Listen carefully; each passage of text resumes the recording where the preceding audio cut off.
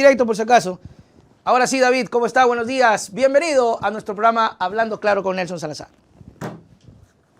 ¿Qué tal, Nelson? Un gusto siempre estar acá, encantado. Gracias por la invitación. Bueno, a usted principalmente para conocer y para saber desde el análisis de quienes tienen más pericia de lo que ocurre en nuestro país, nos cuente y nos diga en dónde estamos, a dónde vamos. Y una pregunta concreta y básica. ¿El presidente Lasso va al abismo o realmente tiene chance todavía de salvarse? A ver, es una pregunta que no tiene una respuesta fácil, porque, a ver, lo que estamos viendo en el escenario del legislativo, que lo voy a decir de pasada, además, más allá del conflicto, el rechazo que ha generado las últimas decisiones de la Asamblea en algunos sectores de la población. Pero es bueno que la política vuelva al legislativo, es bueno que haya política en el legislativo. No hay que olvidar, Nelson, que el legislativo es el primer poder de cualquier Estado. El legislativo es el poder. Además, es importante tener en cuenta que el legislativo es el poder más democrático en cualquier sociedad democrática, porque es donde están representados todos los sectores de la política. No es como el ejecutivo, en donde está uno y gana por una mayoría y quedan fuera los que no votaron por Claro. él. No es como el judicial, que es un poder en el que nadie elige a los jueces. No es el judicial no es un poder democrático. Uh-huh. Y el Ecuador, como ha ocurrido en muchos países de América Latina, lamentablemente, de facto, ha convertido al poder judicial en el primer poder del Estado. Claro. Que hayamos salido de eso y que ahora la política esté jugándose en el espacio legislativo, me parece que en términos generales y en medio de la debacle democrática que hay en el Ecuador, es una buena noticia. Pequeña, no tan significativa, pero es una buena noticia que la política haya vuelto a jugarse en el legislativo. Ahora bien, la pregunta que hay que hacerse ahí es en qué medida estamos al frente, desde mi perspectiva, por supuesto, en qué medida estamos frente a un cambio en la correlación de fuerzas políticas que se venía teniendo hasta este momento. Me parece que esa es todavía una pregunta abierta, porque hemos tenido ya episodios antes en el legislativo en donde el Ejecutivo perdió la mayoría, se formó una mayoría, digamos así, de centro-izquierda, esta mayoría de la que se habló, recordarás desde el principio, ¿no? Desde la primera vuelta electoral, cuando se vio cómo quedó conformada la Asamblea, se decía, habrá una mayoría de centro-izquierda, que nunca se consolidó, nunca se formó realmente. Ha habido episodios en que se ha formado esa mayoría, y estamos precisamente en un episodio como ese, pero la decisión de las amnistías habla de que no podría, ¿no? Hay que pensarlo de esa manera. Esa mayoría podría no ser tan coyuntural, y entonces lo que estaría ocurriendo es una equiparación de fuerzas entre un legislativo que tiende más a la centroizquierda y un ejecutivo de derechas, que es lo que el pueblo eligió. O sea, Claro. el tema sería, bueno, eso es mucho pedir. El tema Claro, sería que, que pues, no, que no haga lo que, es también medio complicado pedir. Usted, David, hablaba de las amnistías, y las amnistías en algún punto determinado, incluso la misma señora Yori dijo, esto es para reconciliar al país. Oiga, pero resulta que se anuncian las amnistías y en lugar de reconciliar al país, se empezó ya a ver una pugna. O sea, yo escuchaba y decía, qué bien, qué bueno, porque creo fielmente que hubo muchos abusos y en el momento de la crisis del 2019 empezaron a ver a personajes políticos más que a los responsables. Y dije, ok, qué bien, pero resulta que ahora las amnistías se está volviendo más bien esa manzanita de discordia y estamos vuelta peleando. Es que, a ver, nosotros, y eso no es de ahora, eso ha sido de siempre en el Ecuador, hemos tenido, sobre todo en la derecha y en las élites, la derecha es la representación política de las clases dominantes, hay que verlo de esa manera, hemos tenido unas clases dominantes y una derecha política profundamente antidemocrática, siempre. ¿Ya? Y ahora lo único que está ocurriendo es que están mostrando una vez más la más penosa, la más triste cara antidemocrática que tienen. O sea, pero eso tiene una explicación. Digamos, en términos de principios, uno podría decir, se supone, ellos dicen siempre en su discurso, en la derecha, que defienden las libertades, que defienden la vida democrática, que defienden la convivencia democrática. No hay nada mejor para promover algo así en cualquier experiencia política de un conflicto social fuerte. No hay nada mejor que hacer dos cosas, es decir, amnistiar a aquellos que han sido injustamente perseguidos o Claro. sobre los que se ha sobrecargado la justicia, digamos. Pero también otra cosa que es muy importante, y acá ni siquiera se está pidiendo eso, ¿Ya? incriminar a quienes cometieron delitos de lesa humanidad, que esos no hay amnistía sobre eso, por si acaso, Ah, ya. porque hay voces de esa derecha radical que está diciendo que por qué no, la amnistía no va para policías y militares, que hasta donde yo conozco, yo no sé de ningún caso por los hechos de octubre en que se haya empezado a enjuiciar a policías y militares, Ah, qué dato pero interesante, después, David, porque yo pensé que sí había procesos y yo incluso decía, sí, bueno, si quieren amnistiar, ¿por qué no la policía? Yo dije, bueno, sí, pero pregunté y me pregunté, a menos que no haya procesos. claro. Bueno, podría estar equivocado. Yo he Ok. investigado, no muy prolijamente, pero he tratado de informarme de en qué medida ha habido casos. Hasta ahora yo no he encontrado ningún caso de policías o militares que hayan sido enjuiciados por los hechos de octubre. Sobre las violaciones de los derechos humanos de octubre, campea la impunidad en este país.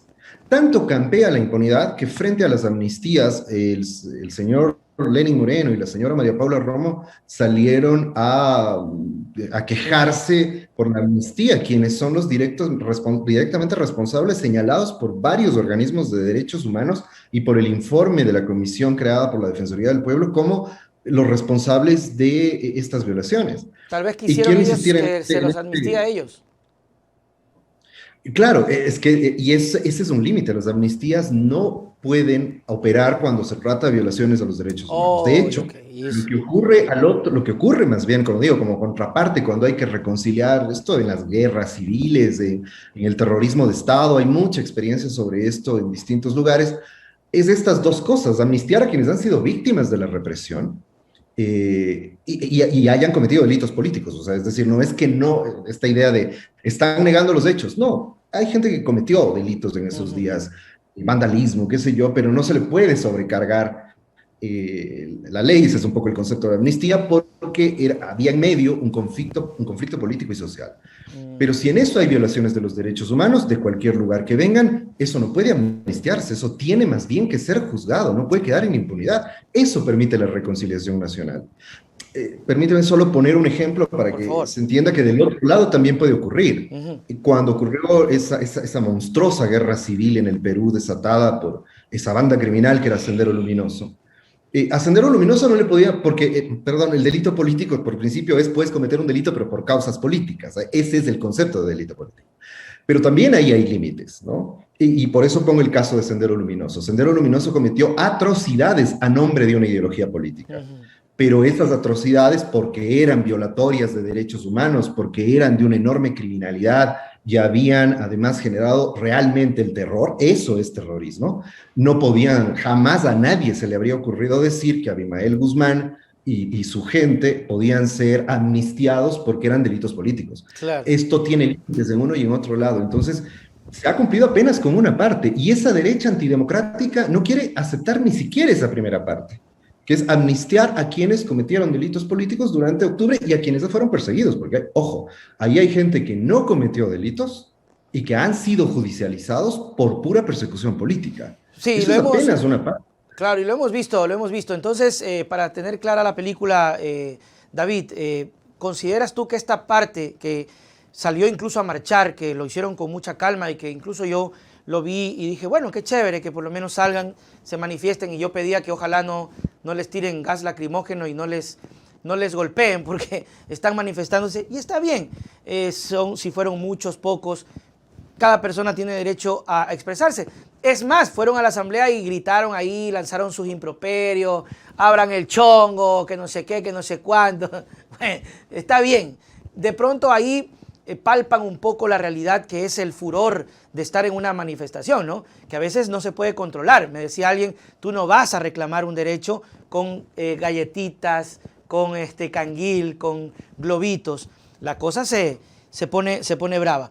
Tú quieres dar a entendernos y nos cuentas si es una realidad de que esta parte de la población que rechaza, que está indignada porque destrozaron la ciudad, no reconoce que realmente hubo persecución. Y ahí hay casos emblemáticos como lo de Paola Pavón y Virgilio Hernández. Exactamente, me parece que eso es lo que evidencian las amnistías. Han dicho, esta señora de nefasta recordación, la señora María Paula Romo, ha dicho que ahora sí se va a saber la verdad. Eh, en caso de que habría habido el delito de rebelión, la amnistía contaría también, inclusive en ese caso, ¿no? Es posible, digamos, supongamos que Virgilio Hernández, Paula Pavón y Cristian González estaban conspirando para intentar un golpe de Estado. Ya, imaginemos que era cierto eso. Ya, En ese caso, precisamente porque era producto de un conflicto político, eso es lo claro. que hay que entender. Ahora, si ellos habrían asesinado extrajudicialmente a alguien, se habrían torturado a alguien, ahí no podrían tener amnistía. Pero inclusive en el supuesto, vamos a ver, ¿no? Yo digo, seamos, ya sabemos cómo operan gobiernos como el de Moreno, como el de Lazo, de haber tenido pruebas contundentes, ya cualquier, muy entre comillas, periodista de investigación habría salido a hacerlas públicas Claro. para descartar No, y públicamente eso era a estos comidilla. actores políticos. No, o sea, eso se sabe. Así han operado durante estos últimos 5 años. No sé a quién quieren engañar con la idea de no se podía hablar del caso en este tiempo. Pero insisto, inclusive si fuese cierto, inclusive si el delito de rebelión habría ocurrido, es un delito político. ¿Aplica o no la amnistía? Sí, si estamos en el ánimo de ya, por Dios, salgamos de esto y reconciliemos el país, pero no como lo que prima es el odio político, no importa. Voy a poner igual un ejemplo, siempre es bueno recordar la historia y otros ejemplos Perfecto. para poder tener en cuenta de qué estamos hablando. Y voy a tomar un ejemplo muy breve, porque ya lo explicó muy bien justamente aquí en este espacio el Mauro Andino, ¿no? Ujú, Aquello de los comandos de Taura, ujú, que sí, se sí, fue, por sí. ejemplo, los comandos de Taura fueron amnistiados. Ellos secuestraron al presidente, o sea, no es que no hubo delito. Cuando los amnistiaron, no es que los que les amnistiaron, que fue igualmente el Congreso, y después la Asamblea lo ratificó, la ya llamada Asamblea Nacional, no es que cuando los amnistiaron lo que dijeron es, no, no, no, el delito no existió, porque sería absurdo. Todos vimos, bueno, quienes vimos, digamos, en las cámaras de televisión a Febres Cordero secuestrado y herido inclusive. Entonces, no es que el delito no ocurrió, sino que como todo esto era producto de un gran conflicto político, recordemos que en ese momento hubo momentos muy tensos en donde con el levantamiento militar de Fran Vargas Pasos podía inclusive ocurrir un golpe de Estado, es decir, fue un momento muy tenso en el país. En el ánimo de reconciliar precisamente eso, se les concedió amnistía a los comandos de Taura.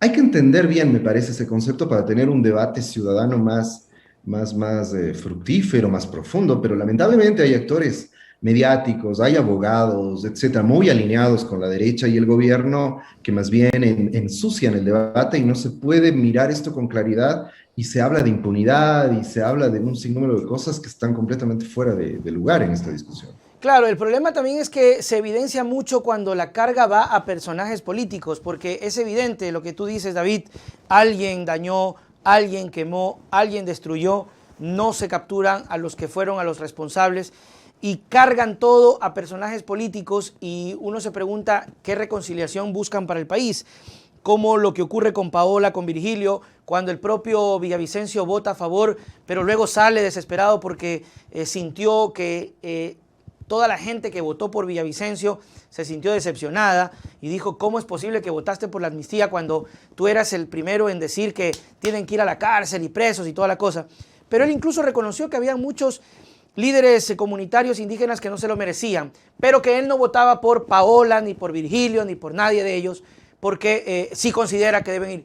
Cuando no hubo pruebas, cuando se valieron de un tuit, cuando en esa época, y yo lo digo y lo seguiré diciendo, porque me parece uno de los ejemplos más claros, la señora alcaldesa de Guayaquil, que no tengo nada contra ella, aceptó que mandó las volquetas, aceptó, y acá se valieron de un tuit para meter preso a una autoridad 70 días, 72.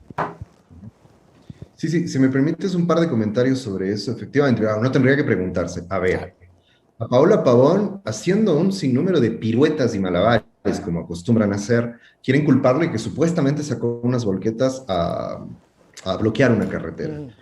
Por un periodista que dijo esto en un tuit, alguna cosa realmente delirante. Supongamos que fue cierto, y efectivamente el ejemplo que has puesto es muy esclarecedor en ese sentido. Cintia Viteri bloqueó abiertamente sin que nadie le diga absolutamente nada y no ha sido judicializada por esto. El puente de la Unidad Claro, no Central. tenemos que preguntarse por qué, ¿no? Obviamente la respuesta es, todos sabemos que lo que ocurrió es que Moreno fue a refugiarse en Claro que Guayaquil sí. para ser protegido por los socialcristianos y por las élites guayaquileñas, ¿no? Y lo otro sobre Villavicencio, que me parece muy importante. A mí me parece que Villavicencio obviamente no es santo de mi devoción. No me parece un buen periodista, me parece que más bien, que no es un periodista, además me parece que su función es otra. No me parece un buen asambleísta, me parece uno de los promotores nefastos del odio en el Ecuador que ha destruido la democracia en el Ecuador. Ese tipo de personajes políticos son los que deberíamos evitar, pero debo reconocer que en su votación hay coherencia, Nelson. Es consistente, está siendo consecuente por las razones que haya sido. Por una razón, porque yo sí creo que la judicialización de Villavicencio durante la época del correísmo fue un abuso. Ok, o sea, Y obviamente esa no carga es que él lleva por dentro necesario. está justificada, de cierta manera.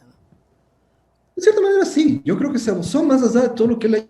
Porque yo creo que él, o sea, a él le juzgaron por delito de injurias. Ujú, ¿Injurió o no injurió? Sí, cometió un delito. Injurió al presidente, etcétera, cuando dijo que no estaba allí en el hospital el 30S. ujú. Pero esto que siempre se dice en relación a la libertad de expresión y a las libertades políticas, ¿no? El poder político debe ser muy cuidadoso en utilizar el aparato judicial porque es el poder político, porque tiene un peso asimétrico, ¿no? No es una demanda, cuando demanda el Estado, no es igual a que yo te demande a vos, Nelson, o Claro, viceversa. Todos somos ciudadanos iguales frente a sí. la ley. Si es el Estado conmigo tiene una relación asimétrica y ahí hay que tener cuidado. Y me parece que ahí hubo un exceso Ujú. con Villavicencio, más allá de que yo creo que no, lo que hizo no estaba bien. O sea, firmó hasta una declaración judicial de que él sabía que Correa estaba en otro lado y nunca lo pudo probar. Eh, pero no era justo lo que le hicieron. En esta perspectiva, de que había que preservar más bien el valor de su libertad de expresión, de las libertades democráticas, etcétera. Es lógico, o sea, es lo que uno esperaría de los actores políticos. Que si le pasa a otro que está en la otra orilla de mi posición política, pero le pasa algo tan grave como la persecución política, yo me voy a solidarizar. Pero él no se Eso es lo que solidariza, debe David. haber Él no en el termina de lugar. aceptarlo, lo de Paola y lo de Virgilio. Sí, sí, sí, lo sé, porque digo, es mucho pedir, estamos hablando de Ok. Villavicencio. Eso es mucho. Pero digo, más allá de lo duro que le han dado, me parece que es coherente. Me parece que es lógico que un actor que ha dicho y se ha quejado de ser perseguido político abogue por una amnistía, ¿no? Abogue porque a quienes hayan cometido delitos durante las manifestaciones o no, pero han sido judicializados por estas razones, reciban una amnistía. Me parece coherente, a pesar de que obviamente lamentablemente, como he dicho, Villavicencio es de esos actores políticos que están enceguecidos por el odio, Claro. no va a ceder un centímetro en relación a lo que le pasa al correísmo, ¿no? Claro, eso es peligroso en cierto punto porque maneja una de las comisiones más importantes y conflictivas, como es la de fiscalización, y termina entorpeciendo más allá de que lo que tenga y sienta por dentro pueda estar incluso hasta justificado por lo que mencionabas, David, por todo ese aparataje, y es evidente que no es lo mismo, como decías, que te demande un Estado a que te demande cualquier persona. Hoy quienes rechazan la amnistía son personas que están pensando en las elecciones del 2023. Bueno, la verdad es que para mí es muy evidente acá en Quito, ¿no? En Quito es Sí, Quito es evidente súper movido. esto, esto que se ha llamado de un modo terrible por ellos mismos, ¿ah? Ellos ahora se están quejando de que alguien los etiquetó así, pero son ellos mismos los que han dicho toda la vida que esos son ellos. Los quiteños de Esto de bien. los quiteños de bien, ¿no? Toda la vida se han autodefinido como quiteños de bien. Ahora la gente ha tomado eso Ya los para toman, burlarse claro. un poco de ellos y para rayarles, como suelen decir a Santo Tierra, y la gente está muy enojada, esa gente está muy enojada.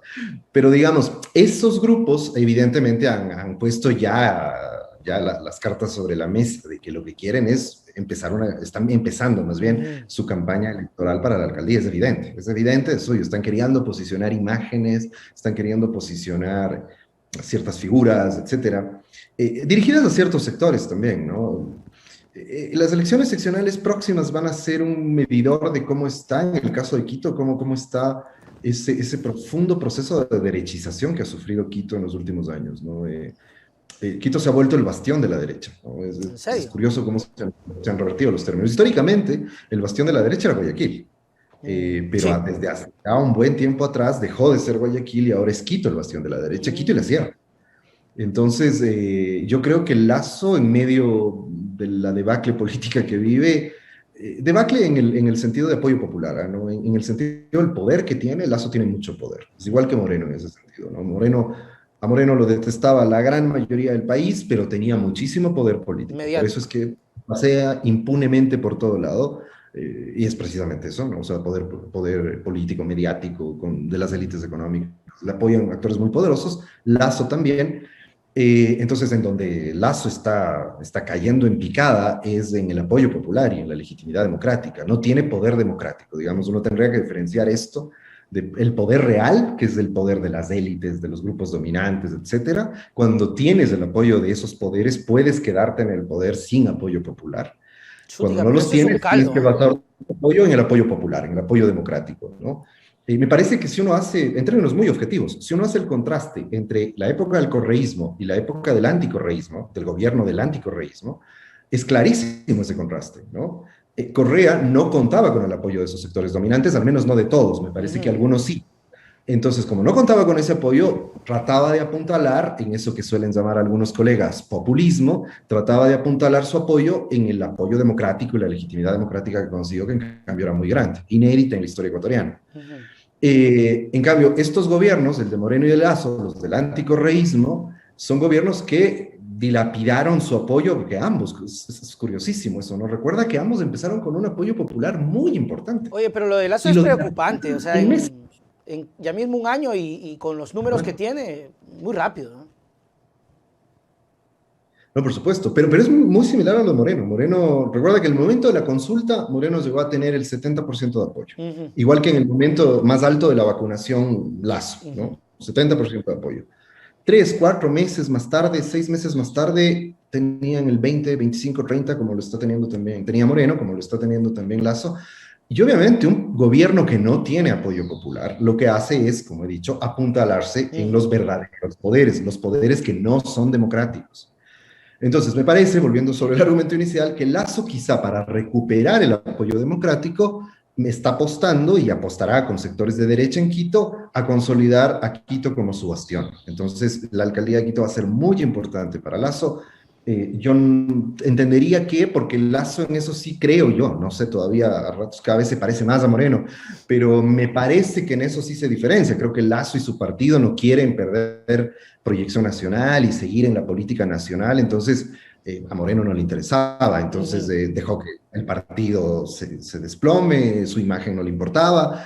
Entonces, quizá los estrategas de Lazo estén pensando en que es una buena idea consolidar el apoyo que tienen en Quito y poner un alcalde de su partido, que yo creo que tienen muchas posibilidades además de hacerlo. Me parece que toda esta idea de aprovecharlo de las amnistías para generar una plataforma política, ir viendo qué figuras pueden salir, quién podría ser el candidato, es un precalentamiento precisamente para ya ir apuntalando las posiciones de la derecha para la Claro, alcaldía. David, pero ¿les alcanza? ¿Crees tú que realmente solo ese discurso alcanza? Yo escuchaba, leía una carta de Montúfar donde hablaba sobre la amnistía, hablaba de salvar a Quito.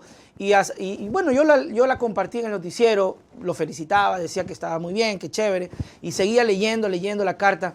Y ¡pac! Me topo con una parte donde decía la carta, porque no hay que permitir que el correísmo se vuelva. Yo ahí me detuve un poco porque a mí me fastidia mucho el tema de los anclajes, esto de poner siempre una con otra. Yo decía, pero ¿por qué no presentarle a la gente de Quito un proyecto político sin necesidad de volver a estar mencionando a los otros, sino tú como candidato? Por eso te pregunto, David, ¿les alcanza solo el relato otra vez del anticorreísmo? Mira, es que en los últimos años les ha funcionado y es un Mm, negocio para las derechas. ok. Y tienen una particularidad, o sea, que es lo que diferencia al correísmo del anticorreísmo. O sea, el correísmo, que suele anclarse en eso, suele arraigarse en eso, el correísmo tiene 10 años de gestión de gobierno, que no son precisas en una evaluación objetiva, no en una evaluación fanática, Ujú. odiadora. Una evaluación objetiva no son precisamente años, no fueron precisamente un gobierno detestable, terrible, como han sido estos dos Claro. últimos. Es decir, hay cosas muy rescatables que el correísmo utiliza y puede presentar, o son sus cartas de presentación como movimiento político. Tienen un liderazgo como el de Correa, que es indiscutiblemente uno de los liderazgos políticos más importantes de la historia, historia política del Ecuador. Entonces, tienen muchos otros elementos. En cambio, el problema con el anticorreísmo es que el anticorreísmo no tiene nada.